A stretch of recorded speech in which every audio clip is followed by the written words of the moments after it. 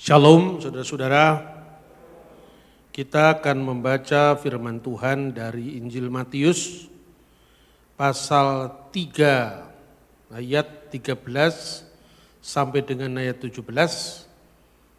Kemudian kita sambung dengan Matius pasal 28 ayat 19. Maka datanglah Yesus dari Galilea ke Yordan kepada Yohanes untuk dibaptis olehnya. Tetapi Yohanes mencegah dia, katanya, "Akulah yang perlu dibaptis olehmu, dan engkau yang datang kepadaku." Lalu Yesus menjawab, katanya kepadanya, "Biarlah hal itu terjadi, karena demikianlah sepatutnya kita menggenapkan seluruh kehendak Allah." Dan Yohanes pun menurutinya. Sesudah dibaptis, Yesus segera keluar dari air, dan pada waktu itu juga langit terbuka. Dan dia melihat Roh Allah seperti burung merpati turun ke atasnya, lalu terdengarlah suara dari surga yang mengatakan, "Inilah anakku yang kukasihi, kepadanya lah aku berkenan." Matius pasal 28 ayat 19, Yesus mendekati mereka dan berkata, "Kepadaku telah diberikan segala kuasa di surga dan di bumi. Dan karena itu pergilah, jadikanlah semua bangsa muridku, dan baptiskanlah mereka dalam nama Bapa dan Anak dan Roh Kudus." Amin. Saudara-saudara, salah satu pokok iman Kristiani yang sering disalahpahami oleh saudara-saudara di luar Kristen itu adalah iman tentang Allah Tritunggal. Seringkali orang Kristen justru terteror karena penolakan itu ketika mengatakan, coba cari dalam Alkitab di mana ada kata Tritunggal. Dan teror itu ternyata tidak hanya terjadi di kalangan orang-orang Kristen, tapi orang-orang yang di luar Kristen. Mereka memaksakan pemahaman kitab sucinya untuk diterapkan pada iman Kristen, padahal kekristenan tidak meyakini seperti itu. Misalnya ungkapan yang sangat terkenal, kafirlah orang yang mengatakan bahwa sesungguhnya Allah adalah ketiga dari yang tiga. Misalnya, laqad kafara alladziina qalu innallaha salisu salasya. Itu terkenal sekali. Padahal iman Kristen tidak pernah ada keyakinan bahwa Tuhan itu ketiga dari yang tiga, itu tidak ada. Yang ada ketiga yang esa, bukan ketiga yang tiga. Jadi keesaannya itu ditekankan. Nah kemudian di kalangan Kristen sendiri juga seperti itu. Ada sekte-sekte, ya misalnya Saksi Yehova misalnya, yang menolak karena Alkitab tidak ada istilah Tritunggal. Lalu istilahnya dipersoalkan, isinya gagal paham. Itu sering terjadi. Padahal sebenarnya kalau mau dibalik argumen seperti itu, apakah sebuah prinsip itu gara-gara tidak ada namanya itu prinsipnya tidak ada? Kalau itu logika yang dipahami, agama apapun di dunia ini ajarannya juga tidak ada dalam kitab sucinya. Misalnya ya, orang Hindu punya istilah untuk teologi mereka, itu Brahman Widya. Brahman itu artinya Tuhan, Widya itu ilmu pengetahuan. Jadi ilmu tentang ketuhanan, seanalog dengan bahasa Yunani teologia. Theos itu Allah, logos, logia itu adalah ilmu tentang Allah. Begitu juga Islam. Kalau dalam Hindu kata Brahman Widya itu tidak ada di dalam kitab Weda, itu penamaan yang diberikan oleh teolog-teolog Hindu tentang ajaran iman mereka. Begitu juga Islam. Islam sangat mengandalkan atau mengagungkan apa yang disebut ilmu tauhid. Ini kata tauhid juga tidak ada dalam Al-Quran. Istilah itu istilah yang muncul dari para ahli agama Islam untuk menamakan ajaran Islam yang menekankan tentang keesaan Allah. Maka muncul kata tauhid. Misalnya dari seorang teolog Muslim, ya, Junaid al-Baghdadi, itu udah abad 9, yang mengatakan tauhid itu adalah mengesahkan Tuhan dari segala yang bersifat baru. Itu muncul ya setelah zamannya Nabi umat Islam Muhammad Shallallahu Alaihi Wasallam. Tidak muncul pada Quran sendiri. Apakah berarti tauhid Islam itu salah? Ya kan tidak seperti itu. Judulnya jangan dicari kemudian isinya tidak dipahami, judulnya dipersoalkan. Begitu juga di dalam iman Kristen. Kata monoteisme, kata triados itu muncul dalam konteks ilmu agama-agama, dan misalnya kata monoteisme itu muncul dari kira-kira abad 17, namanya Henry Moore. Istilah itu yang memperkenalkan kata monoteisme. Mono artinya satu, theos dan isme. Isme tentang Allah yang satu, paham tentang Allah yang esa. Nah, kata monoteisme dari ahli ilmu agama-agama Henry Moore ini masuk ke vocabulary bahasa Ibrani modern. Monotheism. Itu dari bahasa Inggris monotheism. Monotheism lalu dari kamus bahasa Arab Ibrani kemudian diterjemahkan. Apa yang disebut monotheism itu adalah iman kepada El yang satu, kepada Allah yang esa. Imunah bil echad, iman kepada El Allah echad, Allah yang satu. Kata echad itu bahasa Arabnya ahad. Nah, iman kepada Allah yang esa atau emunat hazikhud, iman kepada keesaan dalam bahasa Ibrani. Karena itu kamus Arab Indonesia, maka ungkapan imunah bil echad diterjemahkan dengan al-iman bi ilahin wahid, iman kepada Allah yang esa atau at-tauhid.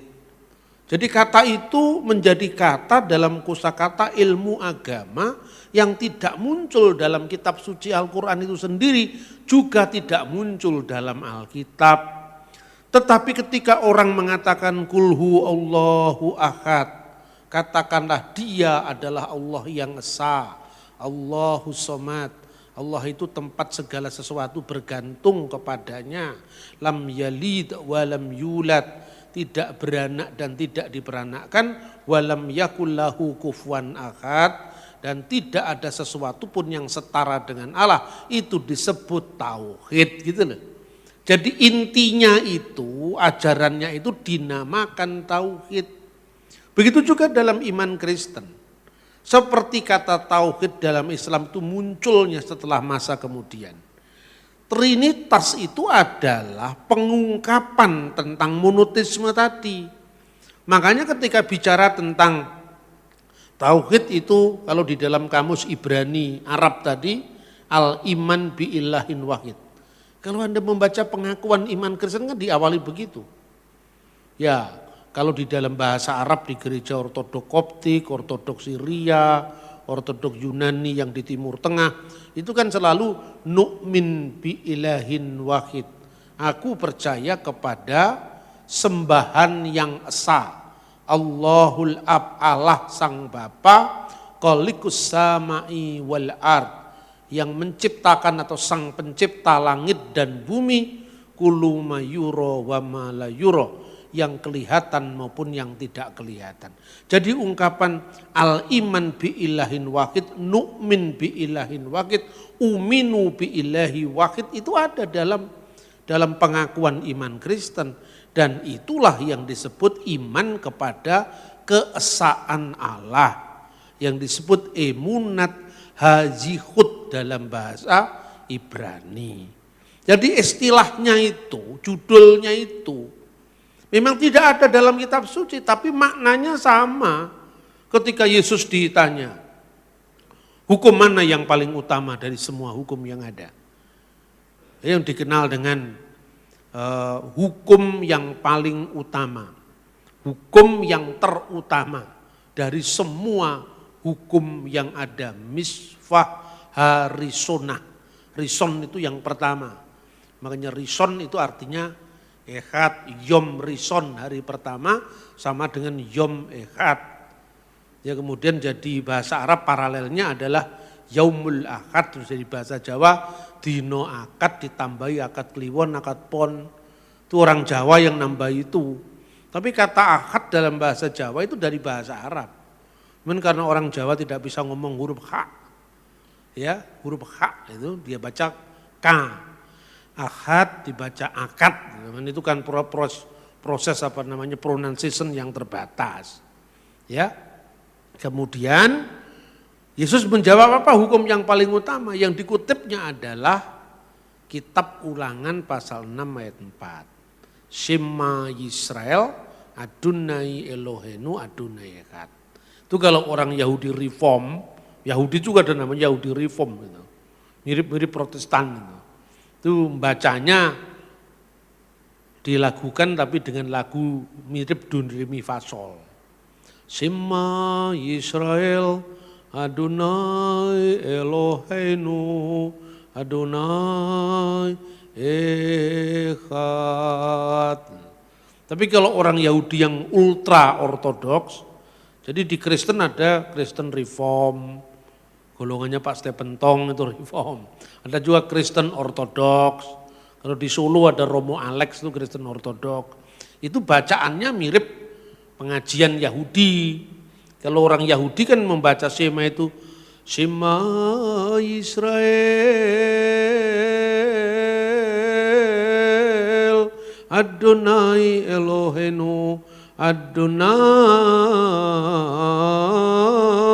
Echad. Orang Yahudi itu seperti itu. Jadi artinya dari awal kekristenan itu tumbuh berakar dari monoteisme Yahudi. Di mana hukum yang terutama itu adalah Shema Yisrael Adonai Elohenu Adonai Echad. Dan perintah di antara 10 perintah Tuhan di Sinai bunyinya juga itu Lo yihye lecha Elohim akhirim alpanai. Jangan ada padamu ilah-ilah lain-lain di hadapan hadiratku. Jadi clear soal Tritunggal itu bukan bicara tentang 3 Tuhan, tapi bicara tentang Allah yang esa. Nah saudara-saudara, makanya jelas kalau dikatakan yang dipersoalkan judulnya, ya memang judulnya tidak muncul pada teks-teks Alkitab sebagaimana judulnya iman kepada Allah yang esa dalam Islam, yaitu tauhid juga tidak ada dalam Al-Quran. Tapi kan intinya ada. Begitu juga ketika bicara tentang Allah yang esa bagi orang Kristen, itu ya adalah Allah yang esa yang menyatakan diri dalam Bapa, Putra, dan Roh Kudus. Makanya kalau orang-orang Kristen membaca doa itu diawali biasanya kalau di gereja ortodok, baik ortodok Yunani, ortodok Syria, ortodok Koptik ya, itu ya kalau bahasa Yunani esto onomato patros keto iu keto agiu pneumatos eisteos. Amin. Demi nama Bapa dan Putra dan Roh Kudus, yaitu Allah yang esa. Amin. Lalu di dalam bahasa Suryani, bahasa yang dipakai oleh Kristus yaitu bahasa Syriak Aramaik, itu adalah Beshem Abu Webro Weruha Kadiso Hat Aluhu Sariru. Amin. Terus diterjemahkan dalam bahasa Arab, Bismil Ab walibni warahil kudus al ilahu wahid. Amin. Bismil Ab demi nama Bapa, wal Ibn dan Putra, waruhil kudus dan Roh Kudus al ilahu wahid. Amin. Yaitu Allah yang esa. Di Israel ada jemaat yang namanya Messianic Jewish, orang-orang Yahudi yang percaya Yesus, percaya Mesias. Atau Katulim Ifrim, orang-orang Katolik yang berbahasa Ibrani. Itu baru diresmikan zamannya Paus Yohanes Paulus II. Diberikan pejabat gereja setingkat uskup untuk mengurusi orang-orang Yahudi yang beriman kepada ajaran Katolik, namanya Katolik Ibrani atau Katulim Ifrim, itu diakui oleh pemerintah Israel. Itu kalau membaca juga sama, Beshem ha'ab wehaben virruah ha'kodes Elohim Echad, atau Ha Elohim Echad, demi nama Bapa dan Putra dan Roh Kudus, yaitu Allah yang Esa. Nah, kata Tritunggal sendiri, itu bahasa Yunaninya triados. Sebagaimana kata tauhid juga muncul kemudian setelah Al-Quran, begitu juga kata Tritunggal juga muncul kemudian setelah Alkitab. Yaitu ketika seorang bapak gereja dari Syria, namanya Mar Theophilus al-Antaki, atau Theophilus dari Antioquia. Kira-kira tahun 170-an atau 180, dia menulis dalam bukunya yang menegaskan Allah itu adalah Bapa, atau Allah itu firman-Nya Allah dan roh kebijaksanaannya. Dalam ungkapannya yang terkenal yang berbunyi triados hotheos ke hologos auto ke tesopias auto, yaitu triados, Tritunggal yang adalah Allah, firman-Nya dan roh kebijaksanaannya. Nah, itu diungkapkan baru kira-kira abad kedua Masehi, tetapi ajarannya jelas dari Alkitab. Maka ketika Yesus memerintahkan baptiskanlah mereka, dalam nama apa? Dalam nama Bapa dan Putra dan Roh Kudus. Matius pasal 28 ayat 19 yang tadi kita sudah kutipkan. Nah, saudara-saudara, di dalam bahasa aslinya, bahasa Yunani koine, kata yang diterjemahkan nama itu bentuknya tunggal. Tapi terdiri dari Bapa, Putra dan Roh Kudus. Tidak pernah dikatakan di dalam nama-nama Bapa, Putra dan Roh Kudus, tetapi di dalam nama satu, tunggal. Esto onoma, di dalam satu nama, to patros, Bapa, keto iu, keto agiu, pneumatos, Putra dan Roh Kudus. Makanya di dalam tradisi gereja ortodok selalu ditegaskan Bapa, Putra dan Roh Kudus itu eis theos, al-ilahu wahid, Elohim Echad. Karena apa? Karena kata namanya itu tunggal, tidak jamak, bukan esto onomata tapi esto onoma, satu nama. Bapa, Putra dan Roh Kudus.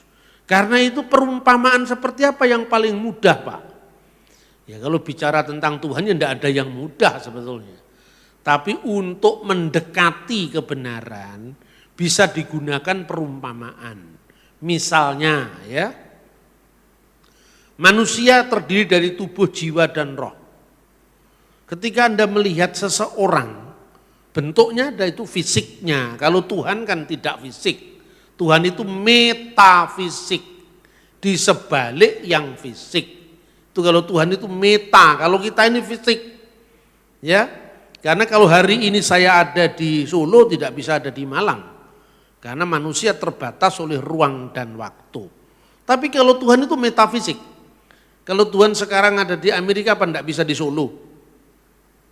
Nah, masa Tuhan terbatas oleh ruang dan waktu?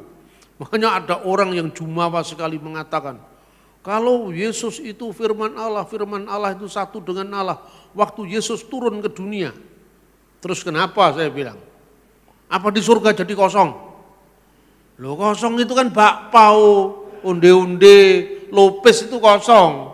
Ada 3 lopes, 3 onde-onde, Anda makan satu tinggal 2 onde-onde karena itu benda.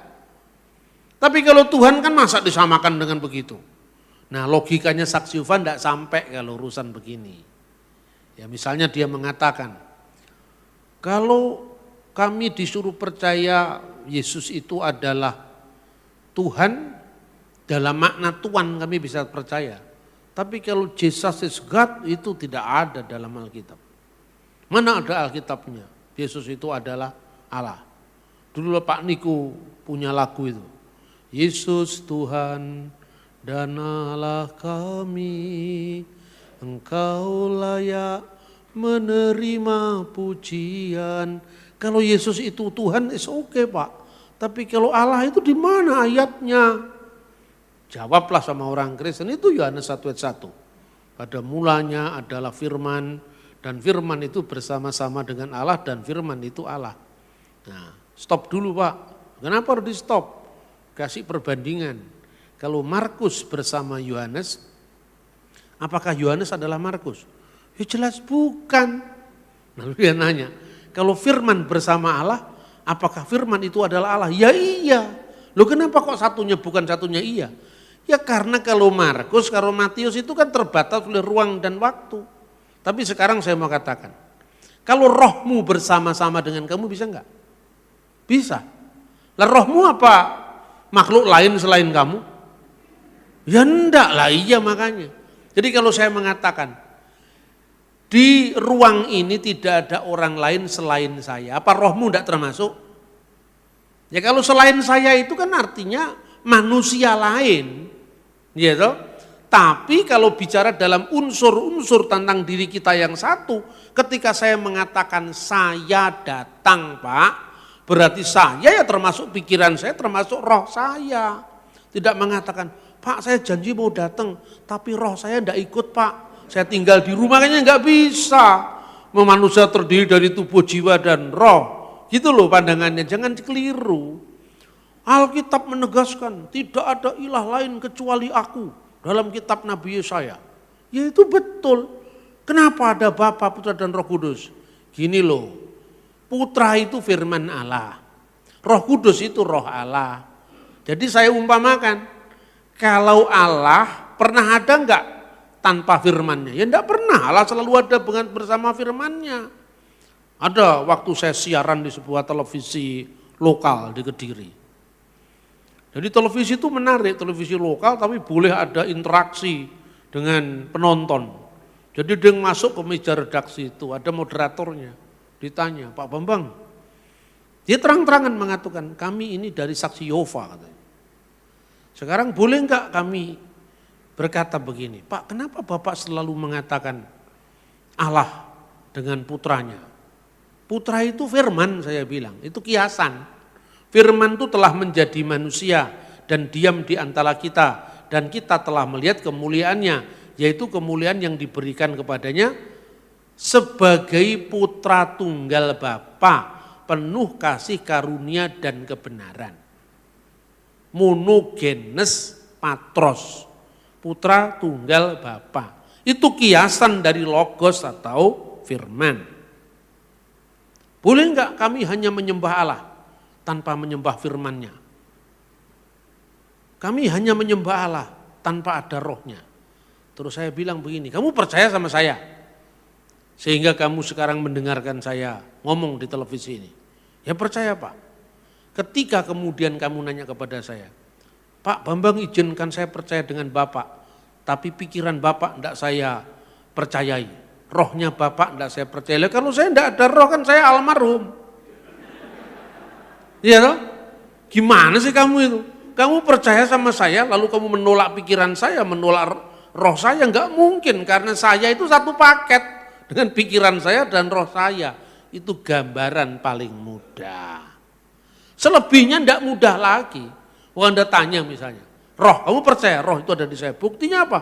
Fenomenanya. Saya bisa bicara, bisa bergerak, bisa berjalan, bisa berjalan-jalan. Itu menunjukkan saya hidup. Lah orang hidup itu cirinya melihat, mendengar, berjalan-jalan, itu kan hidup. Ya kan? Orang hidup karena apa? Punya roh. Lah Alkitab mengatakan roh Allah itu sudah cukup mengatakan Allah itu maha melihat, Allah maha mendengar, Allah maha hidup, itu cukup dikatakan roh Allah. Gitu loh. Jadi Tritunggal itu kalau diistilahkan oleh Bapak Gereja yang berbahasa Arab ya, itu namanya Abdul Masih Al-Kindi. Dia menulis kira-kira tahun 800 Masehi dalam bahasa Arab. Judulnya Risalah Abdul Masih Al-Kindi. Dia orang Irak, dia orang Baghdad. Dia menulis bahwa Al-Ab wal Ibn warahil Kudus. Bapa, Putra dan Roh Kudus tidak lain daripada Allah wa kalimatuhu wa rohil kudus. Allah dan firmannya dan Roh Kudus. Dan Allah firmannya dan rohnya itu merupakan sifat dzatiyah. Sifat yang merujuk kepada keberadaannya Allah. Ada agama lain yang mengatakan Allah itu ada, tapi ayatnya Allah itu ada, tidak ada. Kata ada itu sendiri tidak ada dalam kitab sucinya. Tetapi ciri-ciri yang menunjuk kepada keberadaan ada. Misalnya maha melihat, maha mendengar, maha kuasa. Ya, itu ada. Alkitab justru mengungkapkan istilah yang tidak ada itu didalami, direfleksikan, diungkapkan dengan sangat-sangat jelas. Makanya Tuhan memperkenalkan diri kepada Musa, Ehyeh Asher Ehyeh. Aku ada yang aku ada. Apa maknanya aku ada yang aku ada? Aku adalah aku sendiri. Tetapi aku ada itu bukan hanya ada hari ini, tidak ada kemarin.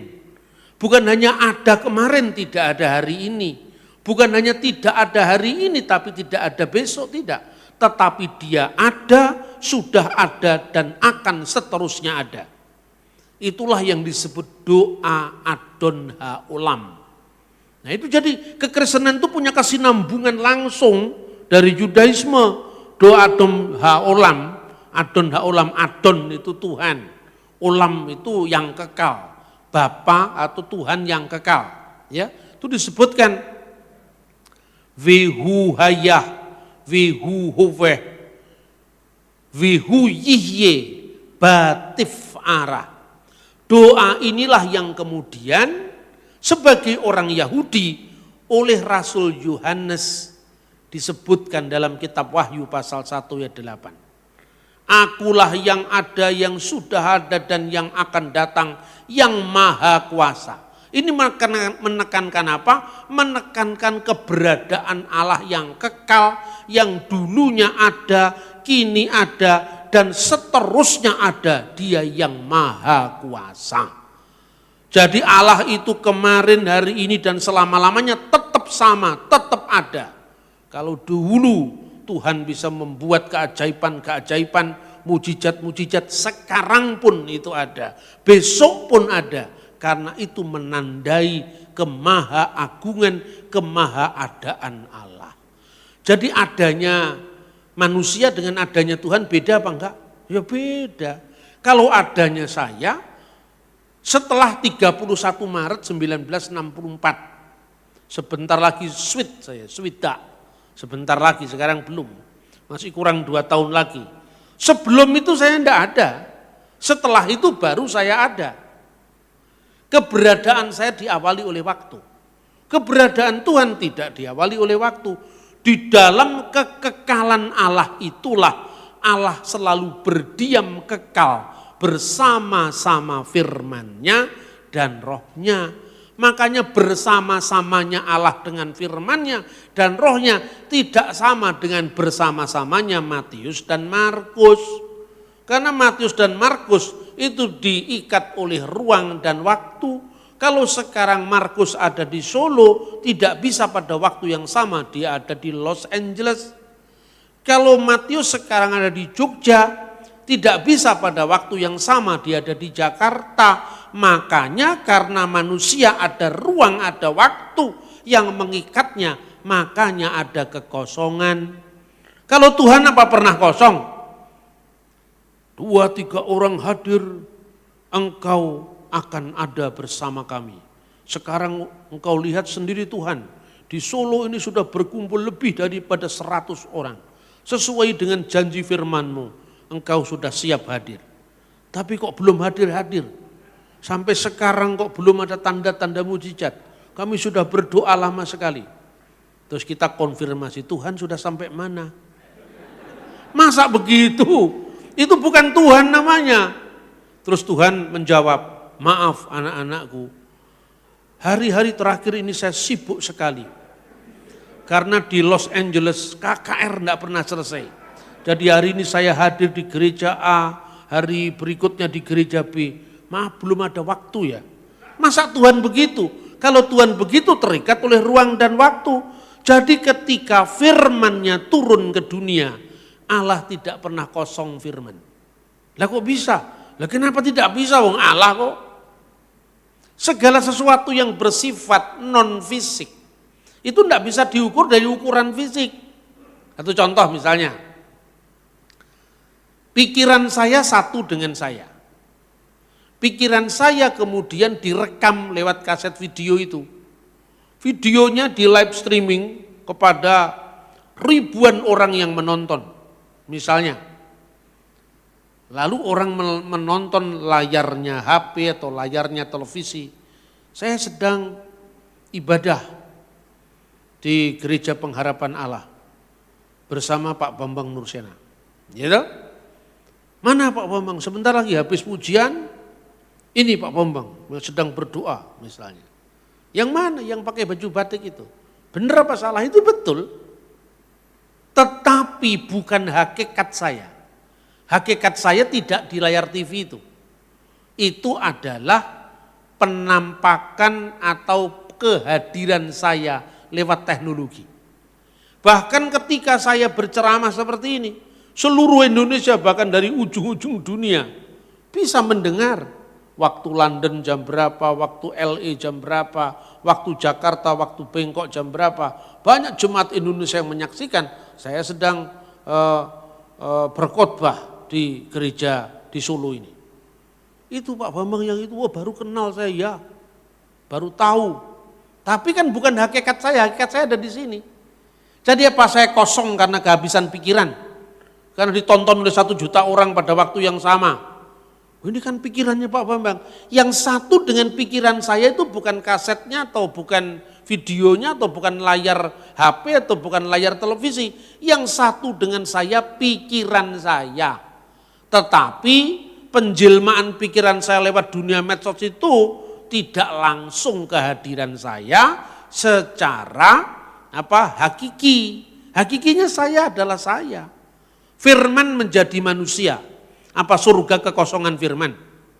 Ada loh orang yang tidak paham-paham itu kadang-kadang ya, saya itu ya kadang-kadang tidak sabar juga. Tapi setiap saya diingatkan enggak sabar, ingat kamu kalah sama setan.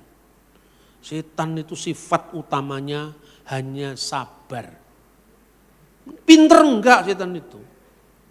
Kadang-kadang setan itu enggak bisa menyesuaikan dengan teknologi kita. Karena enggak pernah belajar IT setan itu. Ya toh?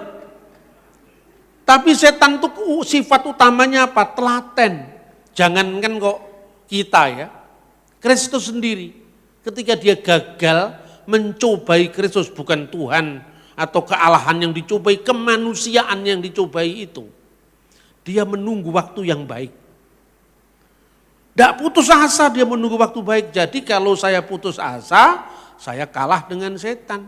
Sepinter apapun manusia kalau dia tidak telaten, kalah dengan setan. Setan enggak terlalu pinter tapi telaten, menangan. Makanya jangan mau kalah dengan setan. Termasuk setan itu pinter begal manusia. Begal tahu enggak artinya? Begal itu nyekat di pinggir jalan kayak buto cakil itu loh. Yang dibegal setan itu bukan hanya orang yang mabuk narkoba, orang yang main perempuan di tempat-tempat yang tidak benar, bukan hanya itu. Setan sekarang ini punya mainan baru, ganggu orang-orang beragama. Nah ini setan sekarang, jurus terbaru ganggu orang-orang beragama. Karena apa?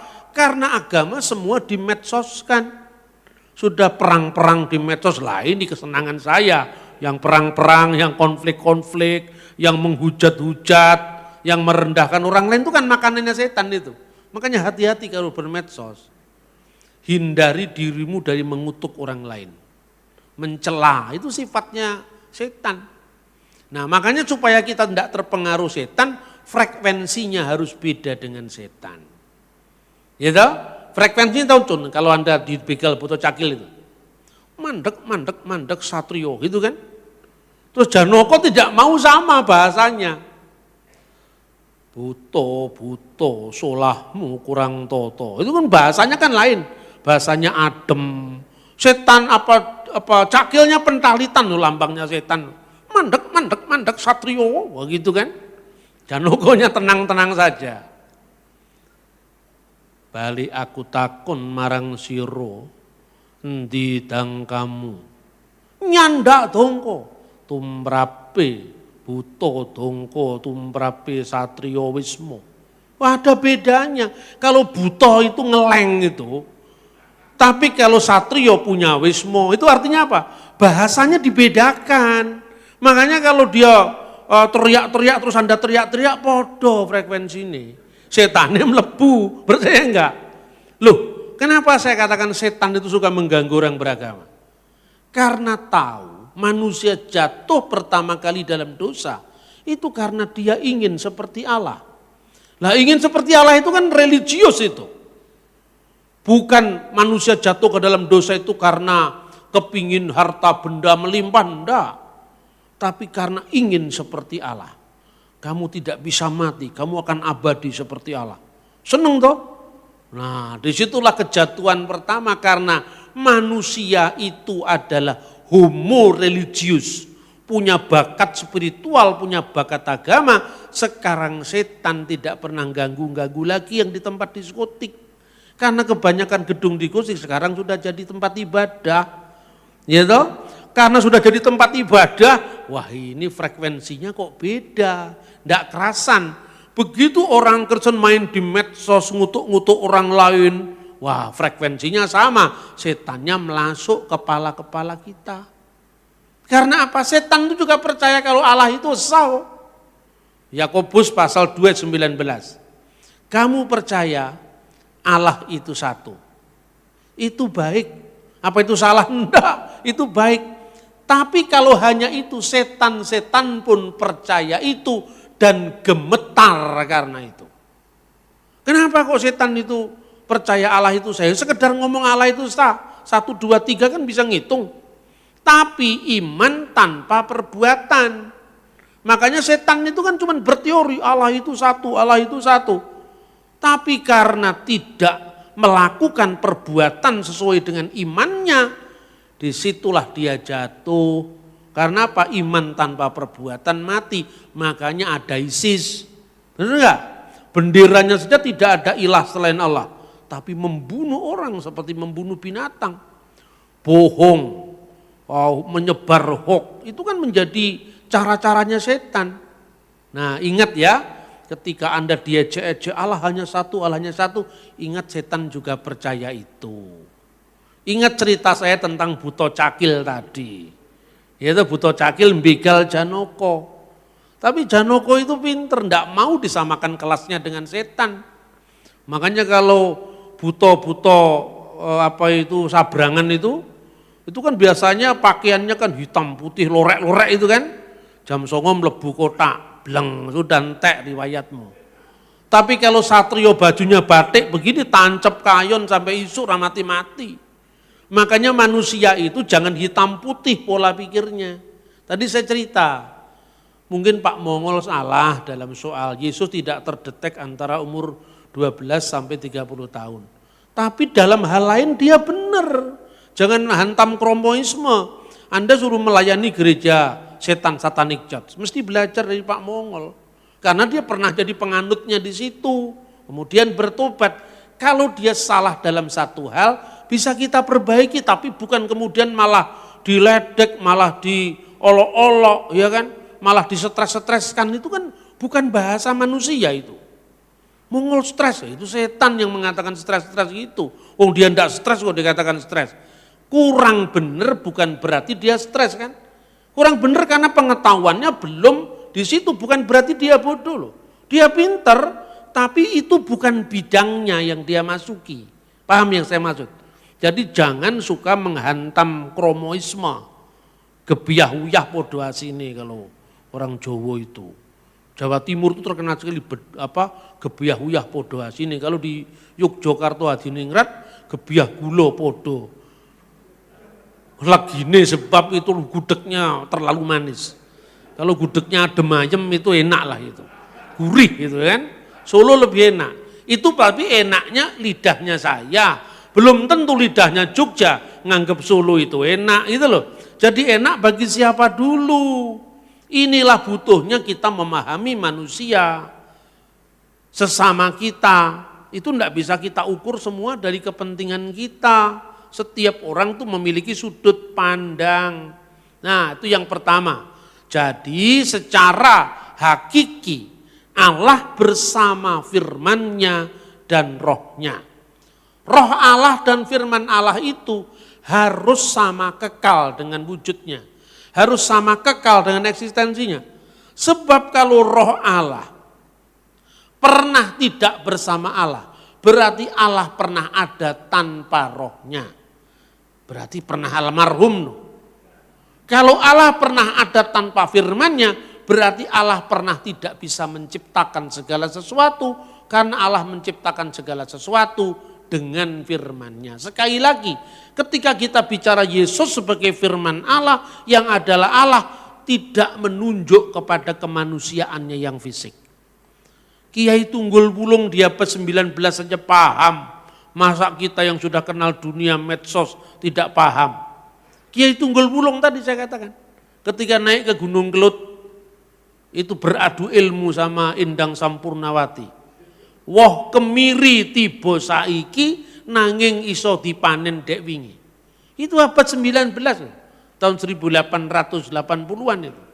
Buah kemiri itu ibarat sang firman itu baru datang ke dunia mengawali tahun Masehi. Ya. Tapi bisa dipanen dek wingi karena sang logos tidak pernah tidak ada. Dia selalu ada tapi belum menjadi manusia ketika itu. Nah, nabi-nabi lain sebelum datangnya Yesus sebagai manusia itu menghidupi dirinya dari firman kebenaran tadi. Makanya janji Allah kepada Abraham apa yang pertama? Pergilah tinggalkanlah negerimu. Menuju ke suatu tempat yang akan kutunjukkan kepadamu. Alamatnya belum tahu tapi dia beriman. Itulah iman Abraham. Iman dengan perbuatan. Imannya setan, iman saja tanpa perbuatan. Maka monoteisme yang sekedar mengatakan Allah satu, Allah satu, Allah satu, itu yang disebut demonic monotheism atau satanic monotheism. Itu monoteisme setan yang sekedar bisa mengeja 1, 2, 3 Pak Gendut naik kuda. Kuda-kuda lari Pak Gendut kecemplung kali. Ya, itu dolanan saya waktu saya masih kecil itu. Pokoknya bisa menghitung 1, 2, 3. Tapi monoteisme Abraham berbuat karena imannya. Tuhan memberikan janji, kamu akan jadi bangsa yang besar. Kamu akan termasyhur, kan semua digenapi. Orang Yahudi kalau berdoa pakai nama Abraham. Baruk ata Adonai Elohenu meleka ulam Elohe Abraham. Orang Kristen, inilah silsilah Yesus Kristus anak Daud anak Abraham. Untuk membuktikan Yesus itu memenuhi janji Allah kepada Abraham. Orang Islam pun yang datang paling akhir juga mengkaitkan diri dengan nama Abraham. Benar atau tidak itu urusannya orang lain, bukan urusan kita. Itu loh, kama sholaita ala sayyidina Ibrahim, kan ada nama Ibrahim kan. Apapun penghayatannya terbukti bahwa Alkitab namamu akan masyhur itu betul. Yang memberkati kamu akan diberkati, yang mengutuk kamu akan dikutuk. Dan olehmu semua kaum di muka bumi akan mendapatkan berkat. Itulah berkat yang terakhir yang disebut the messianic blessing. Ketika Ismail lahir, karena Sarah tidak sabar menunggu saat Tuhan memberikan Hagar kepada suaminya, Abraham lahirlah Ismail. Tuhan adil, Ismail kan tidak ikut tidak mau minta dilahirkan ke dunia, tapi dia lahir. Bukan salahnya Ismail kan? Makanya Ismail pun dijadikan bangsa yang besar, Ishak dijadikan bangsa yang besar, Yakub dijadikan bangsa yang besar. Tapi janji yang terakhir hanya diberikan kepada Abraham, Ishak, Yakub. Tidak diberikan kepada Ismail. Coba baca lagi Alkitab. Olehmu semua kaum di muka bumi akan mendapatkan berkat, diberikan pada Abraham, Ishak, dan Yakub, tidak kepada Ismail. Bukan berarti Ismail dilaknati Tuhan, tidak. Karena Ismail bukan jalur mesianik. Makanya orang Yahudi kalau berdoa, Allah Abraham, Allah Ishak, Allah Yakub. Karena jalurnya Abraham, Ishak, Yakub. Kepada ketiga-tiganya sebagai bapa leluhur, olehmu semua kaum di muka bumi akan mendapatkan berkat. Ketika Yesus mengatakan Abraham melihat hariku, Yohanes pasal 8 dan 56. Dan ia bersuka karena ia telah melihatnya. Itulah janji yang ditulis dalam Kejadian 12 ayat 3. Olehmu semua kaum di muka bumi akan mendapatkan berkat. Tradisi tafsir Yahudi pun mengakui itu. Abraham ada di Firdaus sekarang. Makanya dalam perumpamaan orang kaya dan Lazarus itu, ya kan?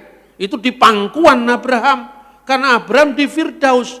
Sambil dari zaman ke zaman, dari waktu ke waktu, dari abad ke abad, Abraham menunggu kapan saatnya Allah mendatangkan Yom HaMesyah, Yom HaMusyah, yaitu hari Sang Mesias.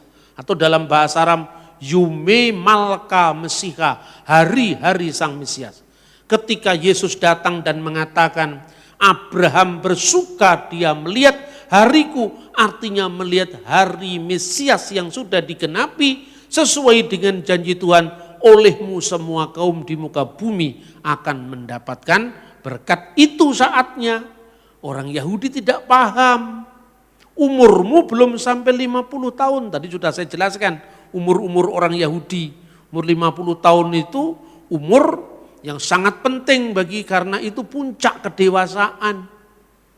Ya, karena itu hitunglah orang-orang Israel antara umur 30 sampai umur 50 tahun untuk bertugas di kemah suci. Nah, umurmu 50 tahun kamu belum berhak memberi nasihat, kamu belum mencapai kematangan usia untuk memberikan petuah kepada kami. Dengan apa kamu menyamakan dirimu? Lalu Yesus menegaskan, sesungguhnya aku berkata kepadamu. Kata sesungguhnya dalam Yohanes pasal 8 dan 58 itu amin. Amin diulang lagi. Amin, amin. Lego humin. Prin Avram genestai ego eimi. Sebelum Abraham jadi, aku sudah ada. Dan ego eimi itu mengingatkan Keluaran pasal 3 ayat 14. Aku ada yang aku ada. Akulah dia yang maha ada. Karena kata ego eimi itu ini netral Pak. Ego eimi hu hodos. Akulah jalan. Itu kan lazim. Akulah roti dunia. Akulah itu ego eimi.